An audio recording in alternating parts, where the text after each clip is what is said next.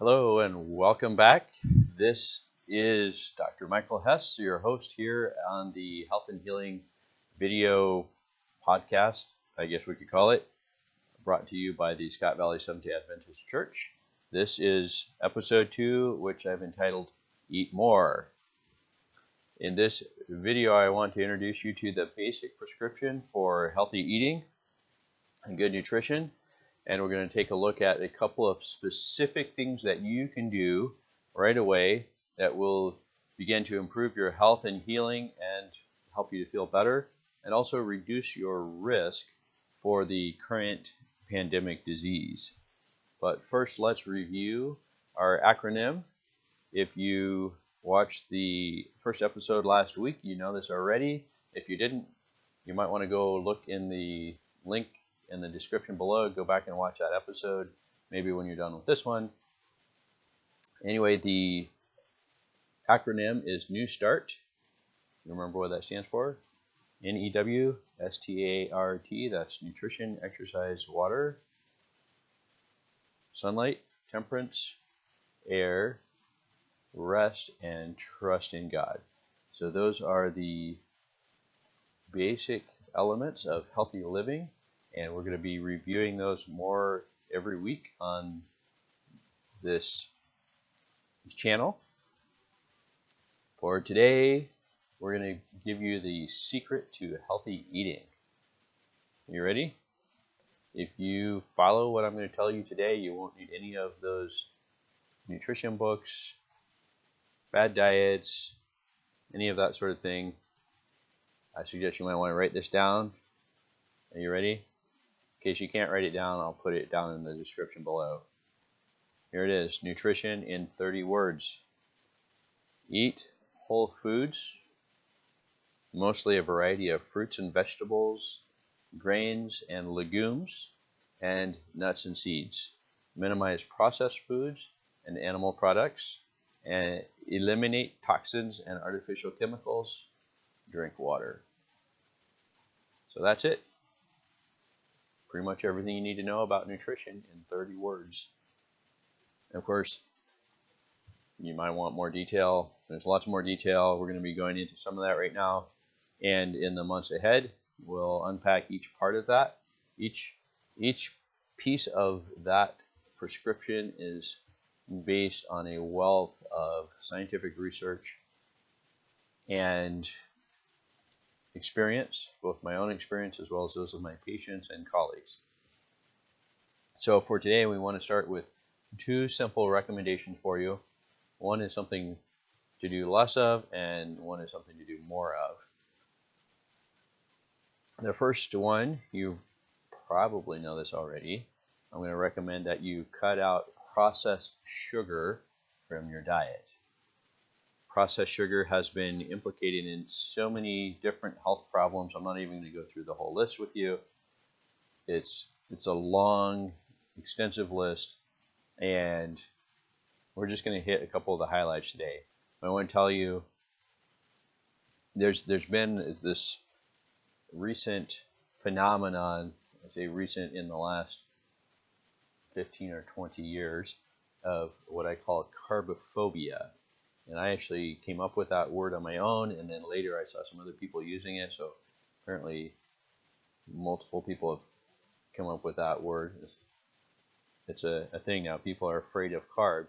And in a future video, we're going to talk about why I use the term carbophobia and what's the actual role of carbohydrates in our health. But for today, just suffice it to say, processed sugars should be reduced to a very low minimum in your diet. Right now, as we're recording this, as I'm recording this and you're watching it, around the world there's a pandemic going on of a viral illness that is affecting people with risk factors pretty significantly. It's causing lots of problems. And one of the major risk factors is diabetes, but it turns out it's not only diabetes, it's having elevated blood sugar, whether you're diabetic or what some people call pre-diabetes. There's been a lot of different studies on that. I'm going to put links to at least 2 different studies. One was done in Spain and one in China. And the one study showed people with high blood sugar, that is blood sugars in the range that we would normally consider diabetic, were 2.3 times more likely to die due to the pandemic than people with normal levels of blood sugar. And this is an important thing also to know, people who are not in the diabetic range but were in the moderately elevated blood sugar range, that is between normal and diabetic level of blood sugar, were 71% more likely to die. That's fairly significant. And blood sugar really is something that is fairly simple to normalize. I know a lot of people, the sort of mainstream medicine, the treatment is give you a bunch of medications to try to lower your blood sugar. But I can tell you, for the vast majority of people with elevated blood sugar, it's a fairly simple fix. And it's a little beyond the scope of this particular lecture, but I'll just say the first step is cutting out sugar or processed sugars from your diet. There's a number of ways to do that. You might cut it out completely. Although sugar in itself is not bad, it's actually necessary. And if your levels are too low, that's a problem as well. So I don't think that we need to totally eliminate all sugars from our diet. In fact, that would be not possible to do. But even processed sugars, there's room for small amounts in moderation. So what I personally do is I try to avoid sugar as much as possible in my main meals.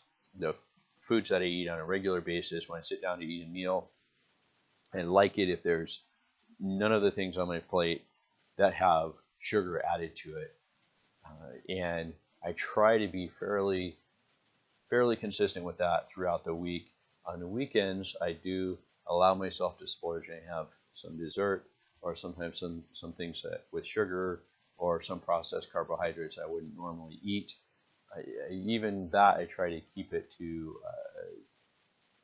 not an excessive amount, relatively small amount.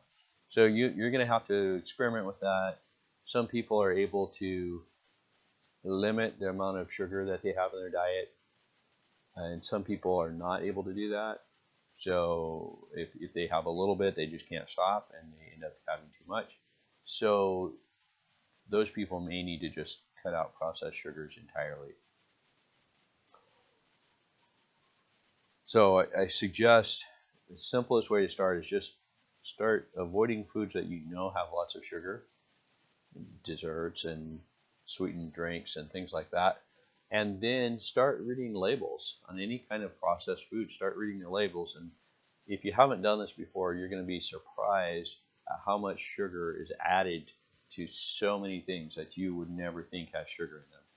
So that's a challenge for you. The next time you go to a grocery store, or maybe even in your pantry, just go and start reading the labels on things, and put down in the comments below what's most surprising to you about the things in your pantry that have sugar that you didn't think would have sugar in them.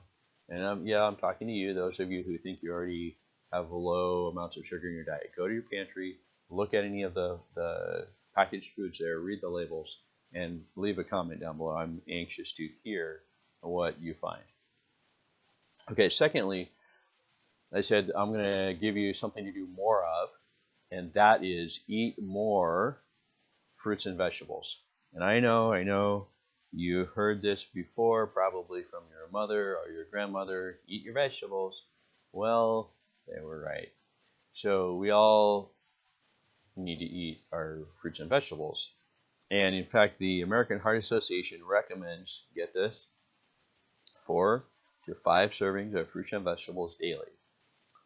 Now, for some of you, that's going to sound like a lot, and it sounds like good advice, but the reality is that the American Heart Association recommendation is out of date. it is inadequate, and it's not actually in line with the current research that's available. So what I'm going to recommend for you, that's based on more current research, or maybe research that is not always appreciated, is that you consider having 3 to 4 servings of fruits or vegetables at each meal. So that's going to be somewhere between 8 to 12 servings a day, which is going to be a large percentage of the food that you take in, which is exactly what the research and is guiding us to, and that's what I'm recommending. A significant percentage of your food intake should be whole fruits and vegetables. And again, there's tons of research on this. I'm not going to go through all of it. I'll link a few studies down below in the description. But just last week, we reviewed one study that compared people who ate a high meat diet versus a plant-based diet, and we found there was a significant increase in risk in the high meat diet for the current pandemic. So even if you don't want to be a vegetarian, I'm going to recommend that rather than just thinking, oh, I don't want to be a vegetarian, so forget that, I'm going to suggest to you that you think about prioritizing the fruits and vegetables in your diet, making sure that you get those into your diet before you fill up on other things. So the meat and potatoes and all of the dairy products and all the other stuff, if you don't want to give that up, you can still get dramatic benefit by prioritizing eating fruits and vegetables, making sure that you get those on your plate. When you go back for seconds, if you're still hungry, make sure you get seconds on the fruits and vegetables rather than prioritizing the other things that are not as good for you. So just to quickly review some of the benefits of eating more fruits and vegetables, it reduces your risk for cardiovascular disease, reduces your risk for lung disease, reduces the risk for gastrointestinal disease and cancers. And 2 things that I thought were really important given our situation right now, there's actually some studies that show a reduction in the risk for upper respiratory infection, and that's kind of amazing and not surprising, but that might be relevant to what's going around the world right now. And there's a significant reduction in the symptoms of stress, depression, and anxiety for people who eat more fruits and vegetables. And one of the studies that was done a few years ago, they actually found at the beginning of the study, they surveyed people for their nutritional habits and their mental health. And what they found was that during the length of the study, which if I recall was 2 years, I haven't actually looked at the study for a couple of years, but I'll go find the link and put it in the description. They found that people who had depression at the beginning, the ones who ate the most fruits and vegetables were the most likely to recover. And they also found that of the people who did not have depression or anxiety at the beginning of the study, the ones who had the highest percentage of fruits and vegetables in their diet were the least likely to become depressed during the time of the study. That's fairly significant given the fact that with everything that's going on in the world right now, a lot of people are stressed, and depression and anxiety has become a significant problem. And so I just will strongly encourage you, prioritize those fruits and vegetables. And as you do that, I want you to think about the 3 to 4 servings at each meal. It doesn't, you want to get a variety of different colors and types of produce. If you just imagine going to a market and looking around the produce section, you have all the different greens and yellows and reds and purples, browns, whites. All of those different colors they're different colors because there's different chemicals in there, and those chemicals are things like vitamins and minerals, antioxidants, and other phytonutrients that are important for our body function. So It's not that you have to eat all of those at every meal, but think about it over a period of 2 or 3 days